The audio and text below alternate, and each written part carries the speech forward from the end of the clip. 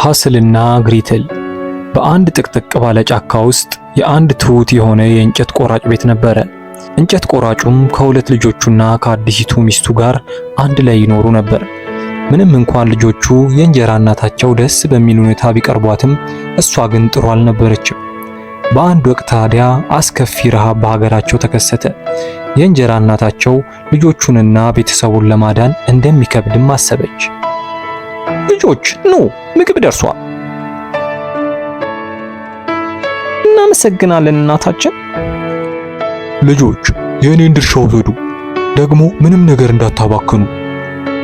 ቀናቶች ሲሄዱ ረሃቡ እየከፋ ሲመጣ እንጨት ቆራጩ ሐስልና ግሪትል በደንብ እንደሚመገቡ ተስፋ በማድረግ የእሱን ምግብ ይሰጣቸው ነበር።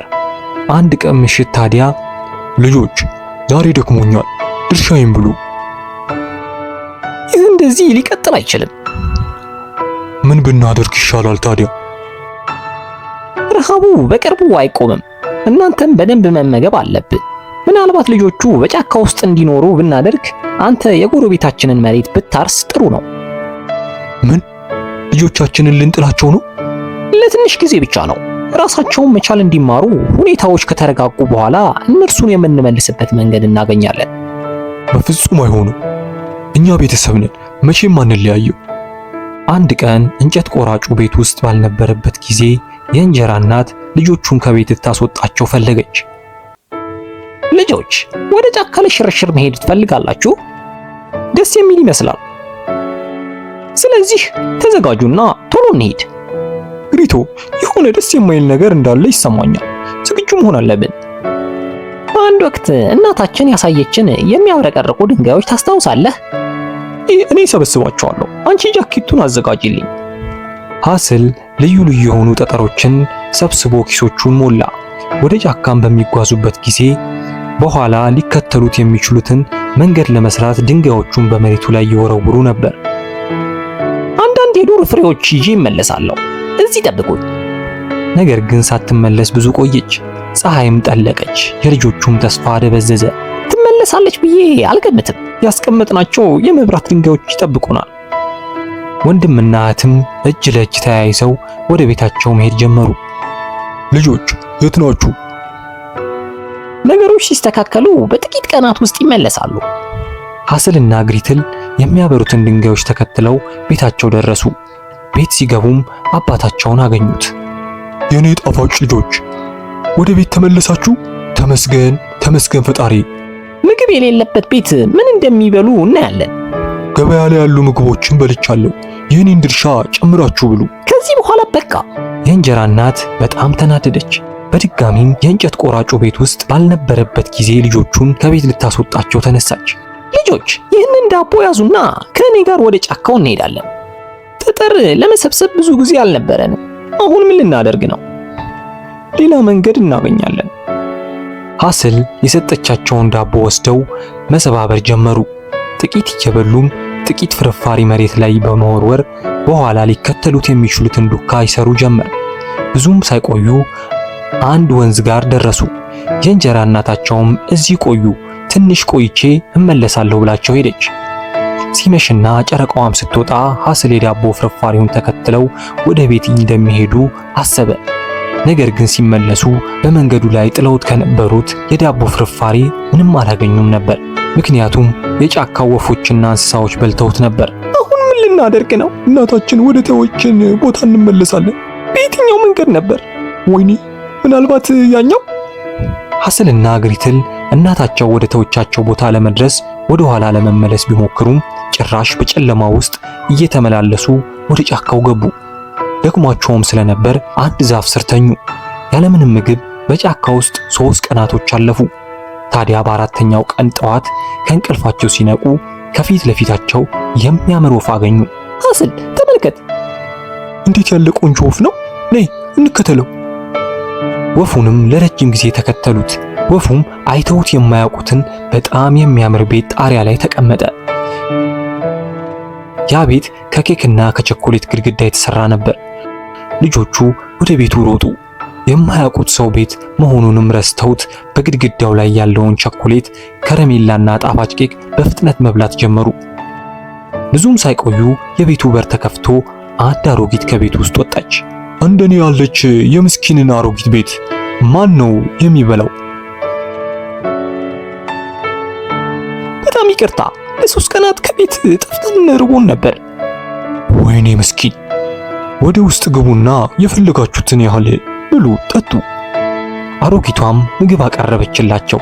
እስከሚጠግቡም ድረስ በሉ። በጣም እናመሰግናለን። አሁን ወደ ቤታችን መመለስ አለብን። መንገዱን ሊያሳዩን ይችላሉ? ወደ ቤት መንገድ? ቤት ለመሄድ ለምን ትጣደፋላችሁ? ወላጆቻችን ይጨነቃሉ። ምናልባትም በኋላ ትሄዳላችሁ። ለአሁን እረፉ። ግሪትል፣ እንሂድ። አሮጊቷም እጇ ላይ የያዘችውን ረጅም እንጨት አስማታዊ ዱላ፣ እነዚህ ልጆች እንዲያመልጡ አትፍቀድላቸው። ሁሉም በሮች ወደ እኔ ይመልሷቸው ብላ አዘዘችው። ልጆቹም ለመውጣት ቢሞክሩ ዞሮ ዞሮ ተመልሰው አሮጊቷ ጋር ይሄዳሉ። የምትጣፍጡ ይመስለኛል። በአትክልትና በሾርባ በጣም ጥሩ ነው። ወይኔ ታድዬ፣ ልጆች ከበላው በጣም ረጅም ጊዜ አልፎኛል። አሁን ግን አገኘው። ግሪትል በፍርሃት እንዲህ አለች። ልትበይን እና ለምን ቤት በኬክና በቾኮሌት ገነባለሁ? እስኪ ልይህ ሐስል። ውይ አሁንማ በጣም ቀጭን ነህ። ብትወፍር የበለጠ ጣፋጭ ትሆናለህ። አስማታዊ ዱላ፣ ሐስልን ኮንቴነር ውስጥ አስገባና ዝጋበት።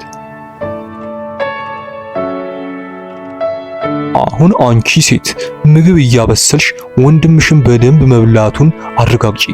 እኔ እሱ ወፍራም እንዲሆን እፈልጋለሁ። እሺ ሐስል፣ አትጨነቅ። እናታችን በክፉ ጊዜ የምትናገረውን አስታውስ። ስንፈራ በጣም የተረጋጋ መሆን አለብን። ምናልባት የምናመልጥበትን መንገድ እናገኛለን። ይህ በእንዲህ እንዳለ ልጆቹ ስለሌሉ እንጀራ እናታቸው ምግቧን ሳታካፍል ሙሉ ምግብ መብላት ጀመረች። ነገር ግን ብዙም መብላት አልቻለችም። ለምን መብላት አልቻልኩ? አንድ መልአክ ተገለጸና እንዲህ አላት። ምክንያቱም ስለ ልጆቹ ትጨነቂያለሽ። ስለ እነዚህ ልጆች ግድ የለኝም። እነሱ ላይ የሆነ ነገር ቢደርስባቸው ግድ የለሽም? እርግጠኛ ነሽ? ምንድን ነው ያደረኩት? ብላ አለቀሰች። በዚህ ጊዜ ብዙ ሸጫለሁ። ለልጆቹ ተጨማሪ ምግብ መግዛት እንችላለን። የት አሉ ልጆቼ? ብሎ ጠየቀ። ልጄ ጣትህን አውጣ እስቲ። አሁን ወፍራም መሆን አለብህ። ይህ ሁሉ ኬክ እየሰጠችኝ ወፍራም ሆኜ መሆን አለበት። ነገር ግን ያንን ካወቀች ትበላኛለች። ሐስልም በጣቱ ፋንታ አንድ ቀጭን ትንሽዬ እንጨት አወጣና ለአሮጊቷ ሰጣት። ለምን አትወፍርም? አንድ ተጨማሪ ቀን እጠብቅሃለሁ እና ነገ ወፈርክም አልወፈርክም እበላሃለሁ። አስማታዊ ዱላ፣ ብዙ ምግብ ስራ። ግሪትል፣ ይህንን ምግብ ወደ ሐስል ውሰጂ እና ሁሉንም እንዲበላ ጠይቂው። እሺ። ሄደሽ ምጣዱን በቂ ሙቀት እንዳለው ተመልከች። ወንድሜን ጠብሳ ልትበላው ነው? እንዴት እንደማደርግ አላውቅም። አንቺን ማሳየት አለብኝ። ግሪትል አሮጊቷን ተከተለቻት። ወደ ምድጃውም ውስጥ ለመግባት አስማታዊ ዱላ ስታስቀምጥ ግሪትል ያዘችው። አስማታዊ ዱላ፣ አሮጊቷን ለዘላለም በኮንቴነር ውስጥ አስቀምጣት። ሐስልን ፍታው። እንዴት ደፈርሽ? ሐስል፣ ቆይ ረሃብ ምን እንደሚመስል እናውቃለን። አስማታዊ ዱላ፣ አሮጊቷን ለዘላለም እንደተመገበች እርግጠኛ ሁን። በመንገድ እየሄዱም እያለ ብዙ ምግብ አገኙ። ሐስል፣ ይህንን ተመልከት፣ ወደኛ እንውሰደው። አስማታዊ ዱላ፣ ይህንን ምግብ ለወላጆቻችን ውሰድ። ልጆቹም ወደ ወላጆቻቸው ተመለሱና አባታቸውን አገኙት። ወይኔ ልጆች፣ በጣም አዝኛለሁ። ያደረኩት ይቅር የማይባል ነገር ነው። እናቴ ተረድተንሻል። አዎ፣ ሁላችንም ብዙ ችግሮችን አሳልፈናል።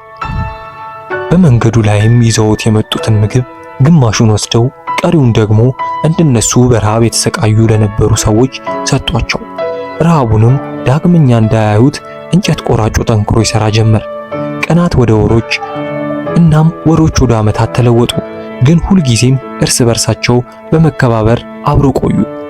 ደስታን የሚያመጣው ሀብት ብቻ ሳይሆን አንዳችን ለሌላችን ያለን ፍቅር ነው። የሰራሁት ነገር ለማስተካከል የህይወት ጊዜ በሙሉ አብሬያችሁ አሳልፋለሁ። ጊዜ እያለፉ ሲሄድም ቤተሰቡ ጥልቅ የሆነ ደስታ በተሞላበት ስሜት ኖረዋል።